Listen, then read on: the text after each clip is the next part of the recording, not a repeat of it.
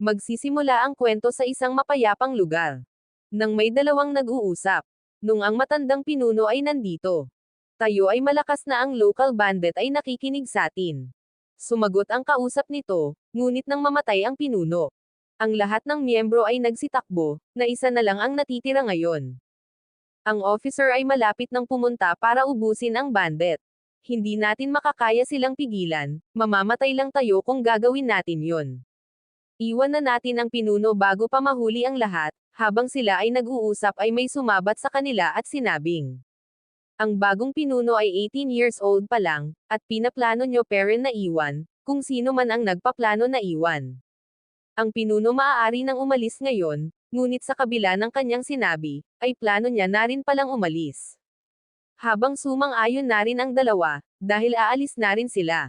Sa kabilang banda makikita ang ating bida.si Cheng Daylay, na namumroblema dahil sa mga nangyayari. Ano ba ang mga alaala na pilit pumapasok sa utak ko? Sa isip nito kung napunta daw ba siya sa isekai, makikita na hindi pala siya nanggaling sa mundo na iyon. Siya ay isa lang ordinaryong mag-aaral, at pinaliwanag niya na, naglalaro lang siya ng strategic game na tinatawag na Hearts of the Mountain Bandit, nang bigla na lang siyang hinimatay. Pagkatapos ay nandito na ako sa mundong ito. Ang alaala ng katawan na ito ay humahalo sa aking original na memorya. A rundown village. Umalis ako sa mahirap na bahay at naging may-ari. Dao ay nahanap 120 years ago, sa ilalim ng jurisdiction kung saan 108 cities 13 prefectures. Isang beses namuno sa karagatan at sa lupa, pero napakatagal na nun. Sa ngayon ang kapangyarihan ng Dao, ay talagang mahina. Ang mga tao ay naghirap sa nangyayaring digmaan taon-taon. Yung mga hindi nakakaligtas ay walang pagpipilian kundi maging bandit. Ang mundong ito ay punong-puno ng bandit. Ang Toad Village ay isa sa mga yon. Nung ang pinuno ng Toad Village ay buhay. Ang Toad Village ay malakas at kilala sa Chinyu Mountain. Ngunit nang ang pinuno ay namatay lahat ay tumakbo, at ako na lang ang natitira ngayon. At nagbuntong hininga siya, nang biglang may humawak sa kanyang balikat na tinawag siya. Ito ay si Shenji. Tinanong siya ng ating bida kung bakit di pa siya umaalis. Sumagot si Shenji. Ako ay strategist ng Toad Village, hindi kinuwestiyon ang aking desisyon. Pero ang aking strategy ay hindi man lang naging pakinapakinabang. Napasambit ng ating bida ang pangalan niya, at hinawakan niya ang kamay ni Shenji at sinabing. Masaya ako na handa ka manatili kasama ko. Hindi ko makakalimutan ito kahit kailan. Village Master, hindi niyo po naiintindihan. Ang Toad's Village resources ay halos paubos na. Pero may natitira pang kabayo, at walang kumukuha nito, pwede ko ba itong kunin? Hindi makapaniwala ang bida sa narinig, dugtong pa nito, pwede ko din ba kunin ang balat ng tigre? Sige, kunin muna at umalis. Ling bilisan mo at kunin ang kabayo, aalis na tayo ngayon. Pagtapos bumaba ng bundok, kailangan natin umasa para sa makakain, at naiwan ang bida ng malungkot na walang natitirang kahit na ano, at napaisip ito, mag-isa sa unfamiliar world, paano ako mabubuhay, nang biglang may kamay na sumulpot sa kanyang likod, at binatukan siya ng walang dahilan, habang napasabi ang bida kung sino yon, at makikita ang magandang babae na may dilaw na buhok, na parang isang diwata, at nagsabi matapang na lalaki, sa wakas at nandito ka na. Sino ka? Nasaan ako? Ito ang system subspace at ako ang spirito ng system. Binabati kita sa pag-open ng Hearts of the Mountain Bandit, at nang liwanag ang crystal, at sumabog, sa isip ng bida, Hearts of the Mountain Bandit. Hindi ba iyon ang laro na nilalaro ko bago mapunta sa mundong ito? Oo, tama ka, at nandito ako para tulungan ka. Toad Village, panimulang bundok ng may taong umaalis, population 3, isang stronghold, isang strategist, isang goomer. Ano? Pagtapos mapunta sa isekai, ngayon ay mayroon akong system. Mission, wag hayaan na ang population ay bumaba ng isa. Pigilan ang tao na umalis, kapag nabigo sa mission mawawala ang system. Ang mission ay na-activate na, tapusin ito o pagsisihan, lahat ng gagawin mo ay nasa sayo, pero tandaan wala ng second chance, integrating with the host, at napasigaw ang bida sa sakit. Hey bata, ikaw ay puno ng energy pero ang population ng village ay mababa, kailangan mong pigilan ang strategies at boomer sa pag-alis, Mission, gumamit ng sensor na paraan para mapigilan sila sa pag-alis, susubukan kong kamplatuhin, ito pero paano ako makakaalis sa mundong to? Hehe magandang tanong iyon lumapit ka, at lumapit ang bida ngunit nagtataka siya. At hinagis siya ng babae papalayo, gulat na gulat ang bida sa ginawa ng babae at sumisigaw. Nang bigla na lang siya nagising, sa isip nito kung panaginip lang ba ang lahat. Ngunit bumulong sa kanya ang babae, na nagpaalam sa kanya na hindi iyon panaginip. Kapag di mo nakompleto ang mission mamamatay ka, na ikinatakot ng bida, at agad na tumakbo papunta kay Strategist Shu, upang pigilan ito sa pag-alis, at hinihingal pa ito sa paghabol. Village Master balak mo ba na bawiin ang naibigay muna, magsisalita na ang bida nang makita ang isang babae, papaumalis na tayo, Strategist Shu sino siya? Siya ang aking anak. Siya ang nag-aalaga sa kabayo, at hindi niyo pa siya nakikita noon, sa isip ng bida ay maganda daw ang babae. At natawag niyang tatay ang strategies, ay hindi strategies, may napagtanto ako, kung wala ka ang stronghold ay walang kwenta, kahanga-hanga ka kaya pakiusap wag ka umalis, dahil nagtrabaho ka ng maigi ng ilang taon para sa kapakanan ng stronghold. Sa isip naman ng strategies, ang batang ito ay gusto akong mamatay kasama niya, at sinabi nito, ayaw ko rin sana umalis pero matanda na ko, at magiging pabigat lang, sinabi naman ng bida, pabigat. Strategies Shu nagbibiro ka ba? Dahil sinabi mo yan mas lalo ko kayong hindi papayagan na umalis, habang nabubuhay ako hindi ko hahayaan na magutom kayo. Ano pa? Ang village ay inaanyayahan kayong pumasok. Pero tatlo lang tayo paano tayo mabubuhay kahit manatili kami? Anong kinakatakot mo? Dalhin sa akin ang aking sandata at magnanakaw ako sa tao. Nagtataka ako kung anong reward, kapag nakompleto ko ito, at na-imagine niya ang kanyang sarili, at tinatanong kung nasa edad na ba ang anak ng strategies. Ako ay gwapo, tiyak na maganda ang aking sandata, lahat ng nabasa kong novel at manga, ay palaging malakas ang bida na na-reincarnate, at makikita ang anak ng strategies na hinihila ang malaking sandata, na ikinagulat ng bida, ito ang sandata ko. Hindi ito tugma sa aking iniisip. Isang palakol, sino ba ako? Mampaputol ng puno at napamura na lang, mission complete, reward 1 axe skill book. Hindi na masama ito ang iyong reward, gaya ng sinabi ang Cheng Yao strong axe skill, walang pinagkaiba sa iyong panaginip, at makikita ang bida na mukhang inaabsorb na ang skill book, samantala nagsalita ang strategies, village master delikado ang pumunta ng mag-isa, ngunit tumingin sa kanya ang ating bida. Sa kaunting common sense, ay nagets niya agad ito, ako, sinabi ng bida.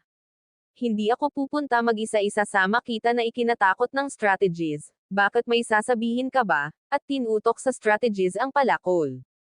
Hindi wala, hawakan mo ang kabayo Terana. New mission, makagawa ng pagnanakaw bago maggabi, success, one chance lottery, failure, death, village master umalis na tayo, wag mo akong tawagin na village master. Tawagin mo akong boss, at makikita na palubog na ang araw, nang nagunat ang bida ng palakol, at nagpostura, samantala may isang karwahe na naglalakbay, Warrior Lin. Marami ang mountain bandits dito, kailangan natin maging maingat, dahil ginagabayan natin ang asawa ng city leader, mountain bandits. Kung magpapakita sila papatikiman ko sila ng aking sandata, masiyadong mapayapa nung nagsimula ang pag-escort, gusto ko na rin makipaglaban. At makikita ang ating bida at ang strategies, village master papalubog na ang araw, mas maigi siguro na bukas na lang natin ipagpatuloy, sandali, samantalang babalik ang eksena sa mga mandirigma, sa tulong ni Warrior Lin. Ang pag-escort sa Su families. Miss, para pakasalan ang young master ng Block Rock City. Ang escort mission nato ay importante, makakatulong ito sa pag-build ng relationship, sa pagitan ng Su family at ng Rock City, kailangan natin mag-ingat, Housekeeper Huang ay masiyadong maingat. Marami tayong nagawa para sa city's leader. Ang magbabalak na umatake sa atin ay ayaw ng mabuhay. Tama ka, samantala ang ating bida ay pinagmamasdan sila.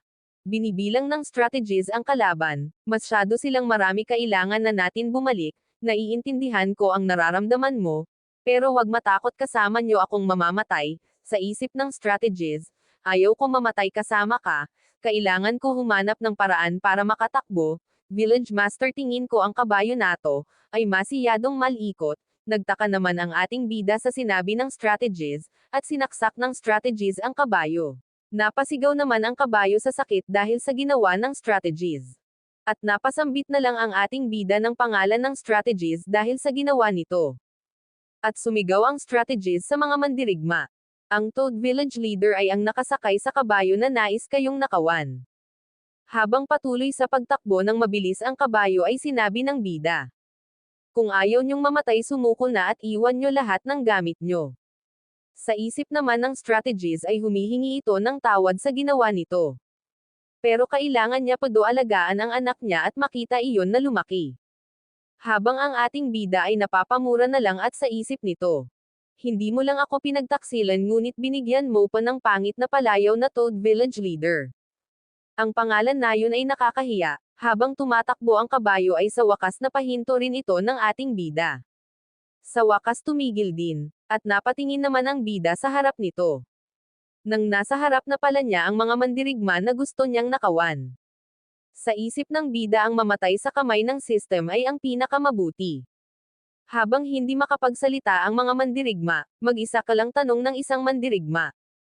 Habang ang bida ay nagpapaliwanag sa kanyang palayaw. Hindi ako ang Toad Leader Village, ako ay Ako si Shu Shenji, isang scholar. Kung ayaw niyong mamatay, sumuko ngayon na at iwan ang inyong mga gamit. Napaisip naman ang mga mandirigma, may bandit talaga na pumunta upang nakawan kami, ayaw niya na bang mabuhay. Ang pagtalon sa bangin ay mas maganda, habang tumawa naman ng malakas ang mga ito. At pinatahimik naman sila ng kanilang pinuno at sinabi.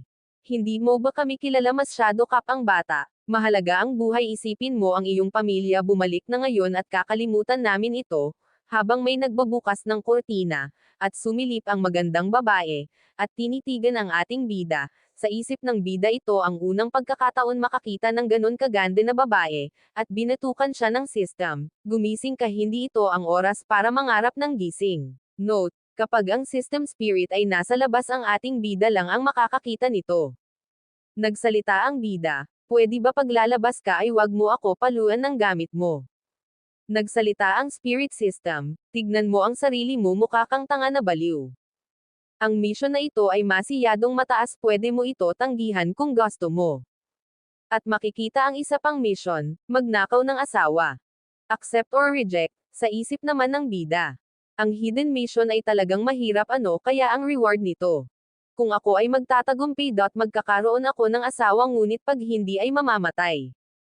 Kung hindi ako susugal, paano pa ako magiging bandit? Tinatanggap ko ito. Sa isip ng system, bastos, tignan mo ang sarili mo, mukha kang bastos na naghihintay na gumawa ng malaswang bagay. At tinanggap na ito ng bida, at nagsalita ang isang mandirigma. Huwag kang magbiro, sa wakas at mayroon ng bandit na pumunta. Hayaan mo akong labanan siya, huwag mo siyang takutin, papaalis.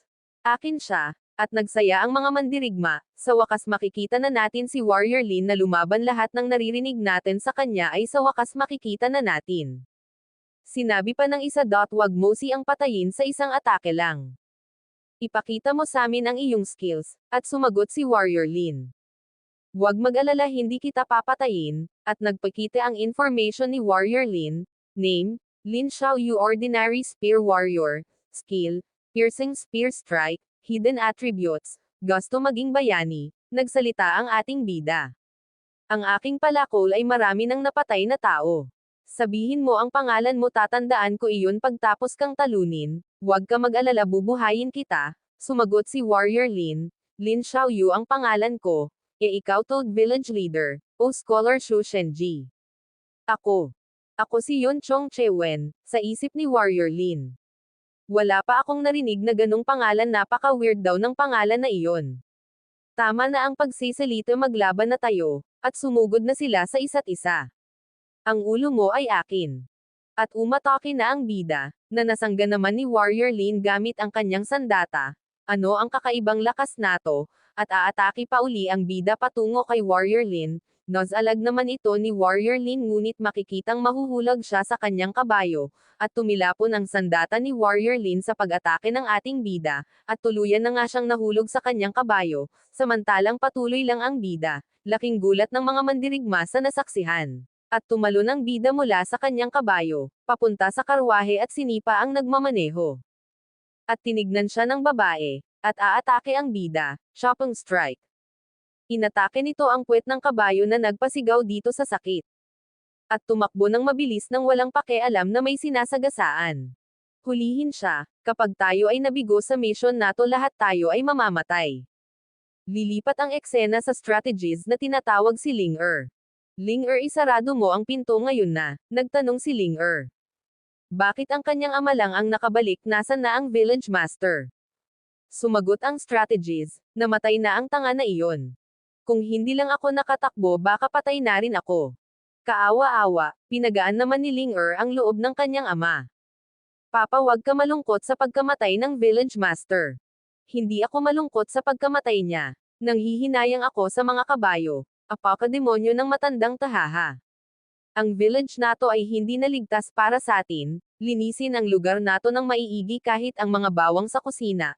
Samantala makikita ang karwahe na hinahabol, ito ang ating bida na tinatangay ang babae na nakasakay sa karwahe, nagsalita ang system, na kumplito ang mission. Ang iyong gantimpala ay isang lottery reward, gusto mo bang subukan? Sumagot ang bida ng oo. Gusto mo ba paluan ang kabayo o mag-draw ng prize? Sumigaw ang bida na galit, papaluan ko ang puwet mo.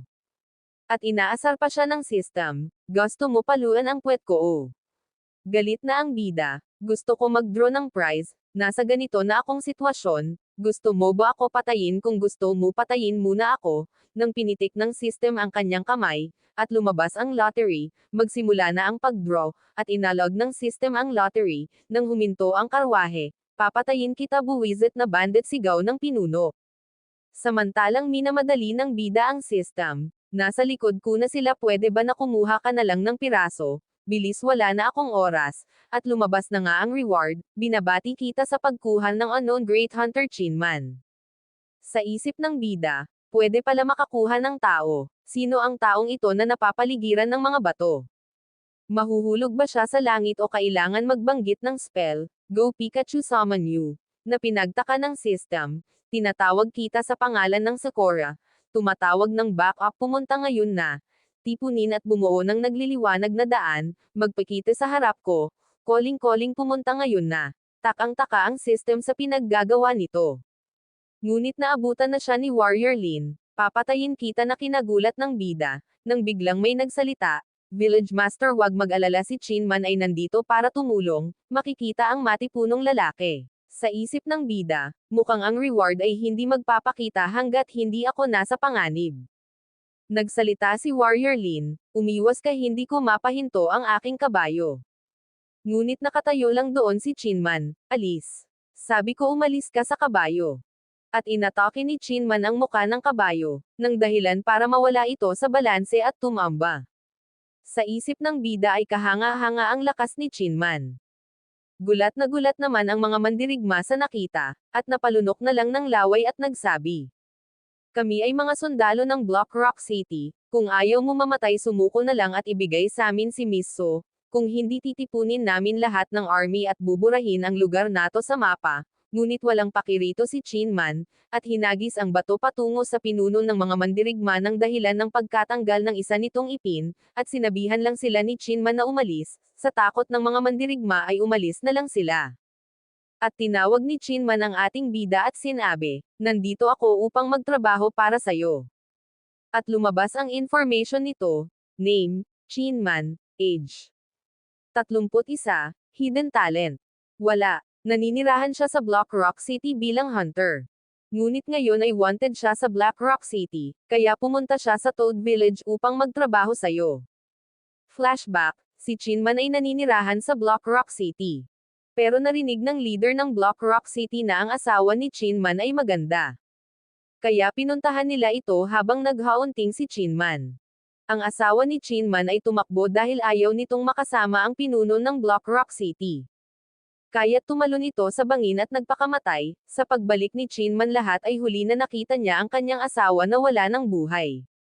Sa galit ay nagtungo siya sa Black Rock City at pumatay ng mga sundalo kaya siya naging wanted sa Black Rock City. Pagtapos nun napagpasiyahan niya na magtrabaho sa'yo. Sa isip ng bida, para sa akin isa lang siyang background character pero lahat ng ito ay kanyang pinagdaanan. Ang mabuhay sa digmaan na mundo, at nakita niya ang kabayo. Ang kabayo na aking iniwan ay bumalik, sinabihan niya si Chinman na sumakay sa kabayo. Na sinunod naman ni Chinman, makikitang bumalik na sila. Makikita ang strategies, Ling-er suriin mo ang loob tignan mo kung meron pang naiwan. Papa hindi ko na kaya pang magbitbit pa ng iba bukod dito. Tingin mo ba kaya ko tong buhatin pero kung wala to hindi tayo mabubuhay. Nang napalingon si Ning-er sa nagsalita, kailangan nyo ba ng kabayo? At pagtingin niya agad niya itong nakilala na ang village master. Gulat na gulat ang strategist sa nakita, ano hindi ka pa namatay? At agad na nagpanggap na masaya ako na hindi ka namatay. Lagi ko sinisisi ang aking sarili sa pagiging mahina na hindi man lang nakatulong. Hindi muna ako kailangan paalisan kusa akong aalis. Alis-alis, sinabi ko na ang pangalan ko ay Shu Shenji nung ninakaw ko ang karwahe na ito at hinahanap na nila ngayon ang pangalan na yon. Nagulat ang strategist sa ginawa ng bida dahil pangalan niya pala ang binigay nito para siya ang tugisin ng mga yon. At dahil sa nalaman, nagbago ang isip ng strategist na umalis at sinabi. Maaring matanda na ako pero kaya ko parent gumawa ng plano at strategy. Kung nasa problema ka handa akong tumulong, at dahil dun hindi na lang alam ng bida ang sasabihin at inutusan ang strategist na kunin ang kabayo para sa kanya. Ngunit nagpresente si Chinman na siya na ang gagawa. At inutusan na ng ating bida ang mga ito, Ling-er pakainin ang mga kabayo. Brother Chi magluto ng pagkain, strategist tignan ang babae sa loob ng karwahe at dalhin sa aking kwarto. Ngayong gabi matutulog ako kasama ang aking asawa, at ginawa na nga ito ng strategies. Sa isip ng bida na kompleto ko na ang hidden mission hindi ko pa natitignan ang reward. At tinawag ang system, at dahil dun pinalo siya nito, wag maging bastos. Di ba sinabi ko sa'yo na tawagin akong system goddess? Oo. Hindi na masama nagawa mong nakawin ang asawa ng iba, gantimpala, tignan natin ma-awaken ang hidden attributes ng iba. Awaken sino? Ikaw ang maghanap, random awaken, at may tumawag sa kanya, pagtingin niya nakita niya na ang strategies pala ito. Ang iyong hidden attributes ay na-awaken.